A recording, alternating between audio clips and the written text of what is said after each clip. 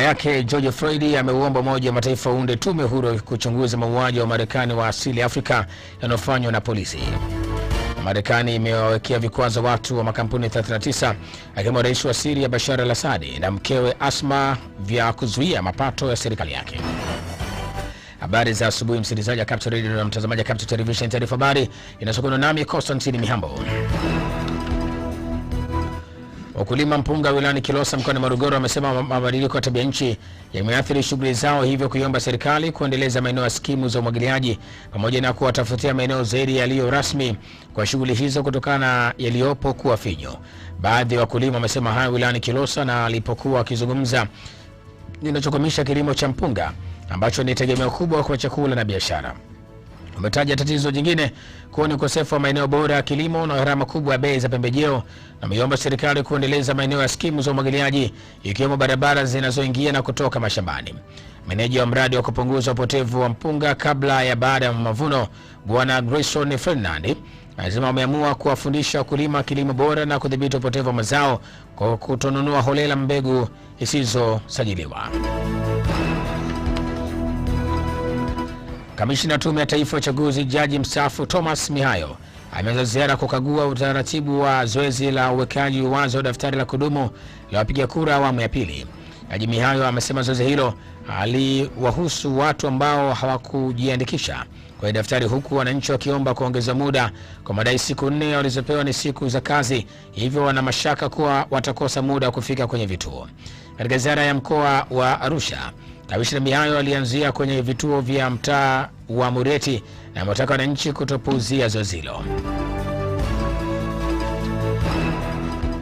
Serikali imesema katika kipindi cha Disemba 2018 hadi Mei mwaka huu shilingi trilioni 3.9 zimeingia nchini kupitia mashirika yasiyo ya serikali, huko kiataka mashirika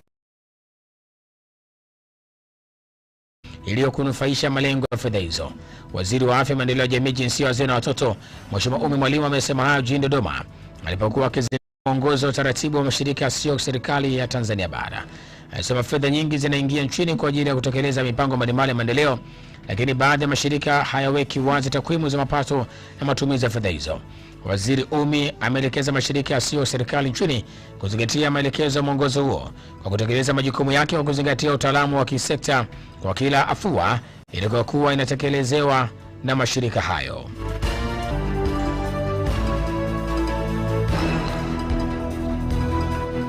Serikali iko mbioni kujenga kituo kwa ajili ya kudhibiti sumukuvu, ujenzi utakofanyika katika kijiji cha Mtanana B wilayani Kongwa mkoani Dodoma. Katibu Mkuu Wizara ya Kilimo Bwana Gerard Kusaya akizungumza kijijini hapo alipokuwa akikagua eneo la ujenzi wa kituo hicho lenye ukubwa wa ekari 150, anasema kuwa ujenzi huo unakwenda pamoja na ujenzi wa maabara maalum itakayotumika kupima sampuli na kuendesha majaribio mbalimbali kwa lengo la kuongeza mapambano ya udhibiti wa sumukuvu. Mwenyekiti wa kijiji cha Mtanana B Bwana Zakaria James amesema wanakijiji wamekubali mradi huo kujengwa katika eneo lao na kwamba watajitolea kuhakikisha mradi unalindwa na unafanikiwa kama ilivyopangwa. Serikali mkoani Geita imewataka wazazi kuhakikisha watoto wote wanaripoti shuleni tarehe 29 mwezi huu kama ilivyopangwa, na imewaonya wamiliki wa migodi ya dhahabu wanaoajiri wanafunzi migodini kuwa watakamatwa na kufikishwa mahakamani.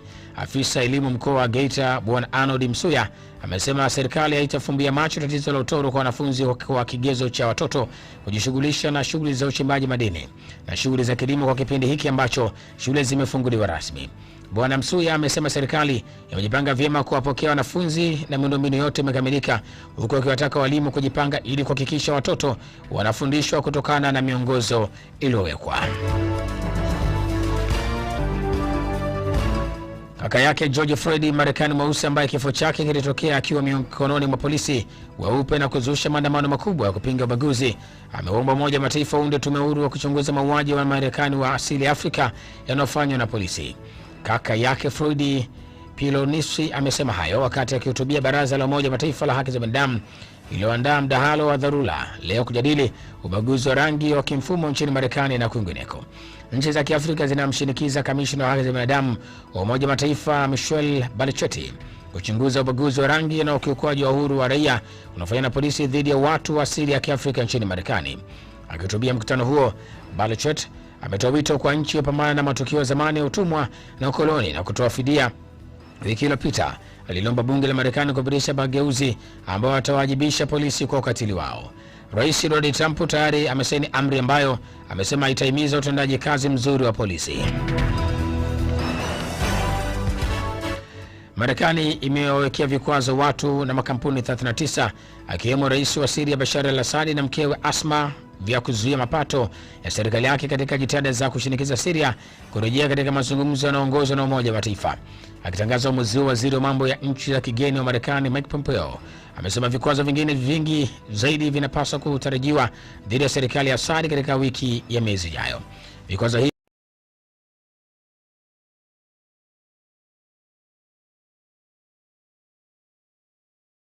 Rais Trump.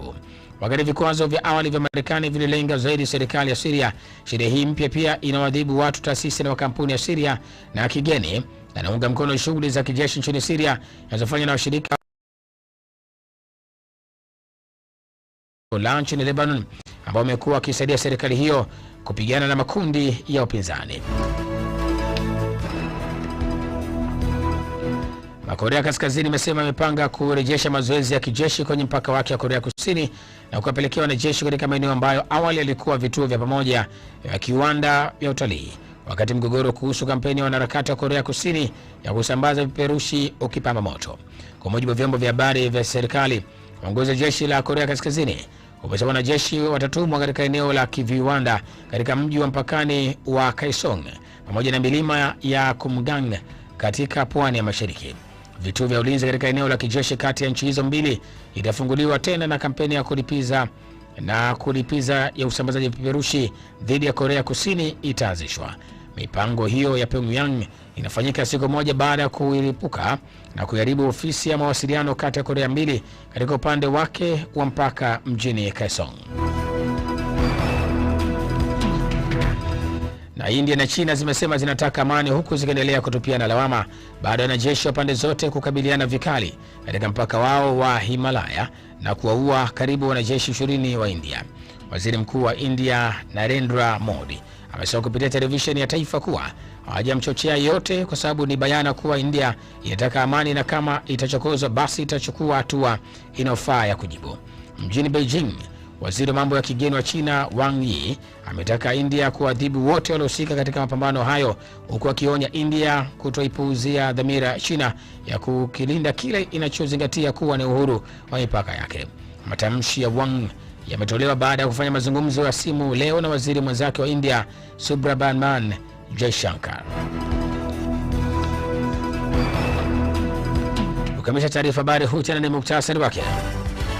Wakulima mpunga wilayani Kilosa mkoani Morogoro wamesema mabadiliko ya tabia nchi yameathiri shughuli zao, hivyo kuiomba serikali kuendeleza maeneo ya skimu za umwagiliaji.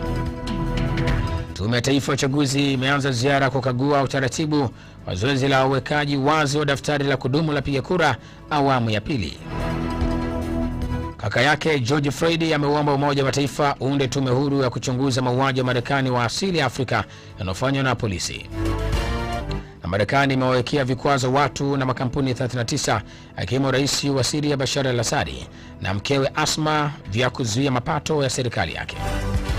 Na huo ndio mwisho wa taarifa ya habari kutoka Capital Radio. Taarifa nyingine habari itakujia saa 12 kamili jioni. Mimi ni Constantine Mihambo.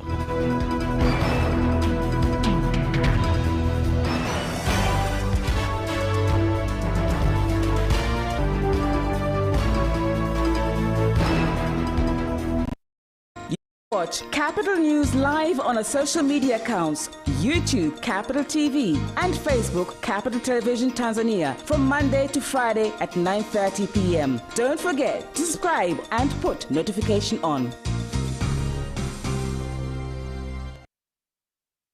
Wizara ya Afya, Maendeleo ya Jamii, Jinsia, Wazee na Watoto inatoa tahadhari kwa umma kuhusu mlipuko wa ugonjwa wa homa ya mafua makali unaosababishwa na kirusi cha korona. Ili kujikinga na ugonjwa huu, zingatia yafuatayo: kaa mbali na mtu mwenye dalili za mafua, funika mdomo na pua wakati wa kukohoa au kupiga chafya kwa kutumia kitambaa safi au sehemu ya mbele ya kiwiko cha mkono au nguo uliovaa sehemu za mikono. Epuka kugusana na mgonjwa mwenye dalili za magonjwa ya njia ya hewa kama vile mafua au kikohozi. Nawa mikono kwa maji yanayotiririka na sabuni mara kwa mara. Ukiona mojawapo ya dalili za ugonjwa huu, wahi kituo cha huduma za afya. Aidha, ukiona mtu mwenye dalili za ugonjwa wa homa kali ya mapafu, toa taarifa kwenye kituo cha huduma za afya au piga simu namba 199 bila malipo. Kinga ni bora kuliko tiba. Ujumbe huu umeletwa kwenu na Wizara ya Afya, Maendeleo ya Jamii, Jinsia, Wazee na Watoto kupitia kitengo cha elimu ya afya kwa umma.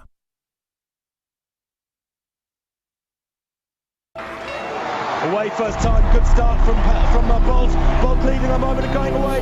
Gay trying to go with him and he's being dragged through to second place, but he's going to win it by 2 meters.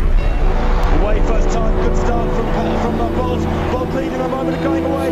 Gay trying to go with him and he's being dragged through to second place, but he's going to win it by 2 meters.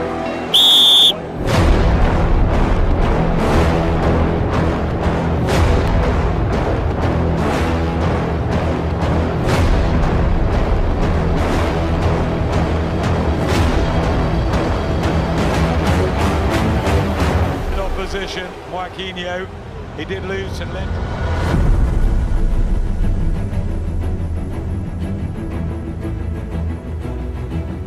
Za asubuhi isikie safi, huru na salama, na hii leo ikiwa ni siku ya Alhamis, tuweze kuangazia yale ambayo tuko nayo kupitia magazeti leo katika Morning Jam. Niko na gazeti la Nipashe, gazeti la Tanzania Daima, bila kusahau gazeti la Mtanzania mkoani mwangu. Karibu sana. Nina Majira, nina gazeti la Habari Leo pamoja na gazeti la Sport Extra ambalo linaandika habari za michezo na burudani pekee. Naam, haya tunaenda kugusa kitaifa, kimataifa na pia bila kusahau tena kugusa zile habari za michezo na burudani. Mwanamisi Kajembe, uko safi? Namshukuru Mungu, niko poa, asante. Shukran. Mbona hujanisifia? Umependeza. Nipashe ukurasa kwanza leo, wanafunzi 73,000 kujiunga kidato cha 5 mwaka huu, lakini pia mbio za urais mshike. Lakini pia taarifa nyingine ni Ndalichako aingilia kati ulipaji ada shule. Gazeti hili la Nipashe kwa upande wa habari zake za kitaifa na muonekano wake pia moja kwa moja asubuhi ya leo. Majira limeandika Kumekucha Urais CCM, Rais Magufuli achukua fomu kutetea kiti chake, aanza kutafuta wadhamini, Waziri Dr. Hussein Mwinyi naye ajitosa kule Zanzibar. Wanafunzi 73,101 kujiunga kidato cha 5 2020. Ratiba mitihani ya taifa madarasa yote yatolewa, lakini pia kwa habari nasema Magufuli ajivunia mafanikio mifugo uvuvi. TAKUKURU waonya watoa rushwa uchaguzi mkuu. Watiania 11 kutifuana urais pale Chadema.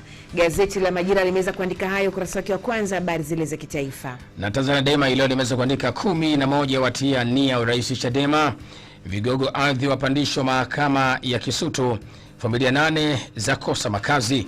Urais mtamu mchungu. Gazeti hili la Tanzania Daima hii leo kwa upande habari zake za kitaifa na muonekano wake pia moja kwa moja asubuhi ya leo. Habari Leo limeandika wanafunzi kusoma saa 2 zaidi kila siku, lakini kwa habari nasema JPM aanza safari kurudi Ikulu. 11 wataka urais kupitia Chadema.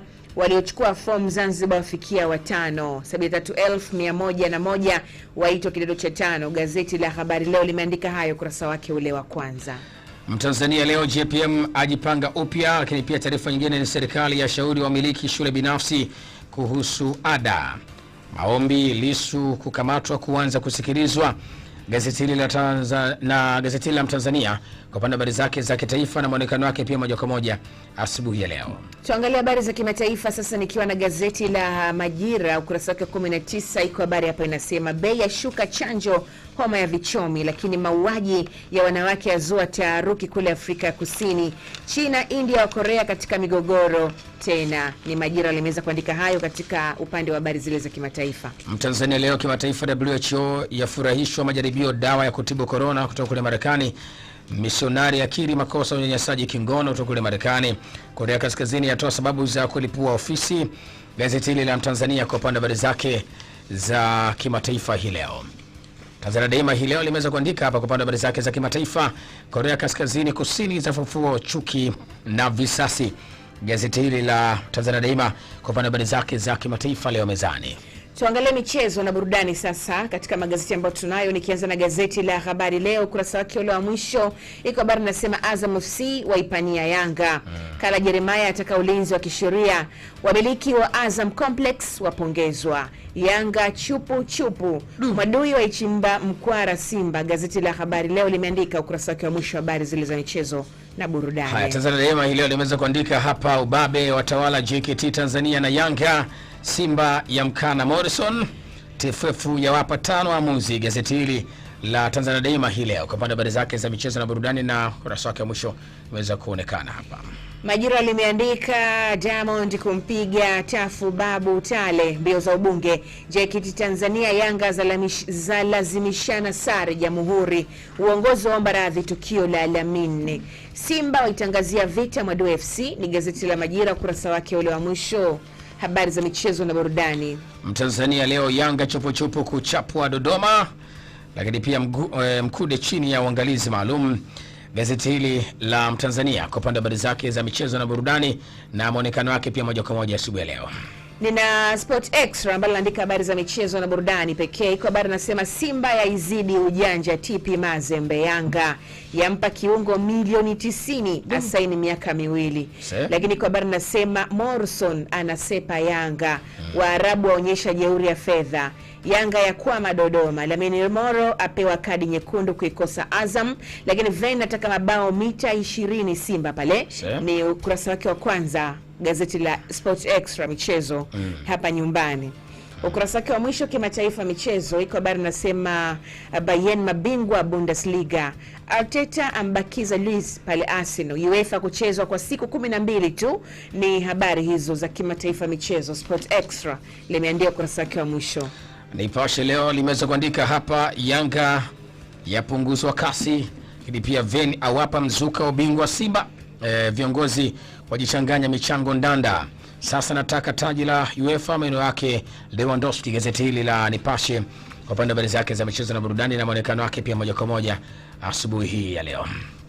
Na tumetimisha niko na Nipashe Mtanzania bila kusahau gazeti la Tanzania Daima leo. Nilikuwa na gazeti la Habari leo, gazeti la Majira pamoja na gazeti la Sport Extra ambalo andika habari za michezo na burudani pekee. Tumeweza kuangalia habari za kitaifa, kimataifa pamoja na michezo. Na hivi ndivyo ambavyo tumeweza kukamilisha katika udondozi wa magazeti katika meza yetu ya Morning Jam asubuhi ya leo. Bwana, unazungumzaje mechi jana ile kukata na soka? Wametoshana nguvu. Nguvu sawa. Ubabe ule sio kitoto. Na nguvu sawa, maana kila kitu goli moja, kadi nyekundu moja. Sasa nguvu ni sawa tu. Na baadhi ya mashabiki wa Simba akasema wembe ule utunyoa sisi au ajeda na nyinyi nusu wanyoe. Akasema sababu miongoni mwa vitu ambavyo vimeonekana jana kwamba Yanga imefufuka. Kuna taarifa nyingine ambazo tuko nazo leo katika dondoo za michezo, japo kwa kidogo ni kudondolee Mwanamisi Kajembe pamoja na msikilizaji. Maana amesema ndio jina lako ndio kiki ndio hivyo tena kwamba Vin baada ile draw ya Simba dhidi ya Ruvu, Vin amekiri kwamba mechi za kirafiki zile mbili ambazo walipiga Simba hazijawasaidia. Hili unalizungumziaje Mwanamisi? Kama kocha alivyosema inatosha. Lakini pia maandalizi ya mechi ya Yanga dhidi ya Azam, nafasi ya pili sasa imekuwa dili. Hili unalizungumziaje? Hivyo iwe dili. Nafasi ya pili imekuwa dili na yoyote tunatarajia wakati wote kuanzia sasa, muda wote kuanzia sasa. Kama ndivyo hivyo itakavyokuwa, basi msimu ujao Tanzania itarudishwa nafasi zake 4. Sasa kama Tanzania ikirudishwa nafasi zake 4, kule CAF tafsiri yake ni kwamba nafasi ya pili inakuwa ni dili. Sawa bwana. Kwa hivyo nimekuibia tu siri Mwanamisi Kajembe. Wakati huo mambo yanazidi kusonga mbele. Karibu sana katika dondoo za michezo ndani ya Morning Jam. Huko majuu pia matokeo mechi za jana barani Ulaya na ratiba ya mechi za leo barani Ulaya. Niko na Mwanamisi Kajembe Jembe. Itakuwa Santini meko mihambo. Ndio kiki tena bila Mwanamisi Kajembe habari za Yanga haziendi wala hazinogi.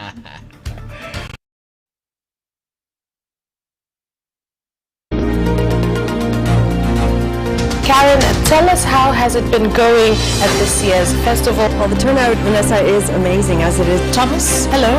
Nice to be there with you.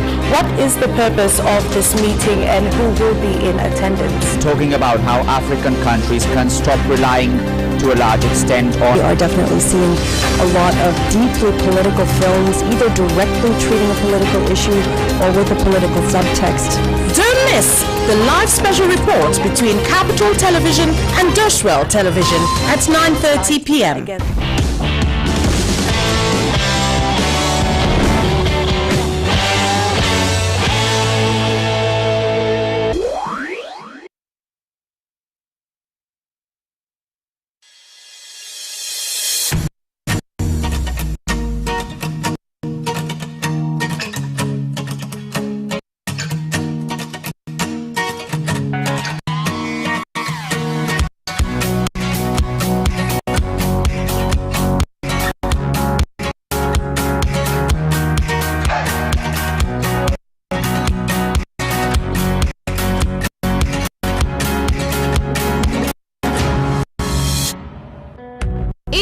Culinary delights every Sunday at 7:30 p.m. only on Capital Television.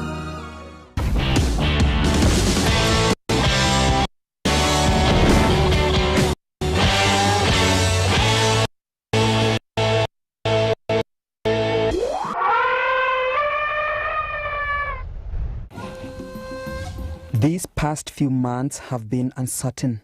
Locked businesses, empty roads, and a quiet nature. But don't worry, we are waiting for you. When you start traveling the world again, Tanzania welcomes you back with open hands to our friendly community.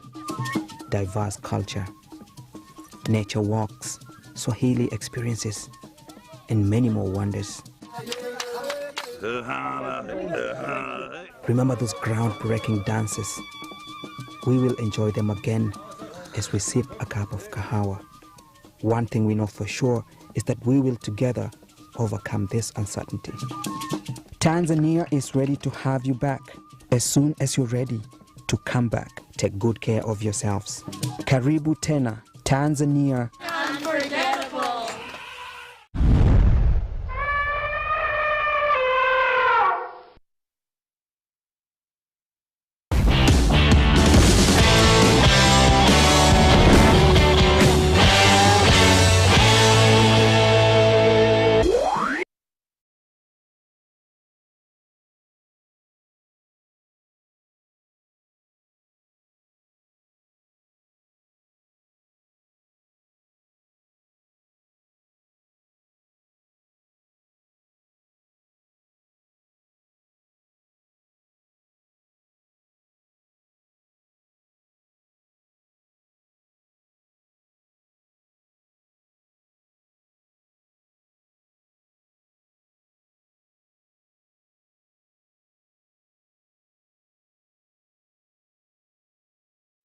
Face the threat of arrest or travel bans. They could be politicians, military personnel, or people in business, banking, and the oil and gas industry. Allies like Hezbollah in Lebanon, as well as Iran and Russia, may also be hit with sanctions. Well, Zaha Salul is a Syrian doctor at the University of Illinois in Chicago. He says President Assad and his allies are responsible for Syria's humanitarian crisis. What's happening right now in Syria in terms of the humanitarian crisis is related to the mismanagement of the economy because of the war that was perpetrated by Assad and its allies against the people, by bombing hospitals. More than 580 hospitals were bombed by the regime, and also using chemical weapons more than 380 times, putting people under siege. 2 million people were put under siege in Ghouta and other places. We've seen the pictures of children dying because of starvation in Madaya and Zabadani and Ghouta because of the Assad regime. So these voices right now talking about the suffering of the people in Syria, which we care about. Every person who suffers in Syria we care about and it should be assisted.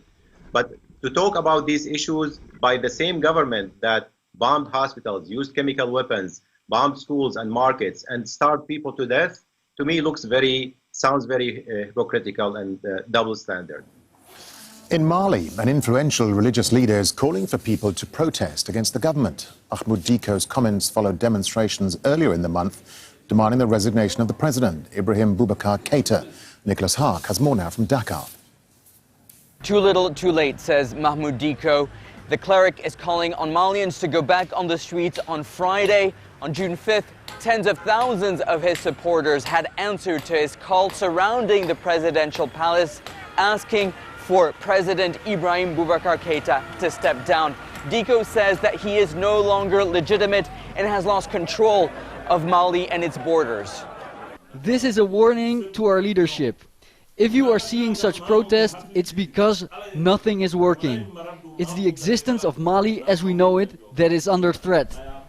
Meanwhile, on Friday, the French said they had killed the leader of the Al-Qaeda in the Islamic Maghreb, Abdel Malik Drugdel, and his right-hand man, Tufik Shaib. They've also apprehended a chief recruiter for the Islamic State in the Greater Sahara, Mohamed El Murabat. Despite what the French sees as victories, the Malian state have yet to control most of its territories in the north and in central Mali. Ibrahim Boubacar Keïta on Tuesday made several announcements to try to appease the protests against him.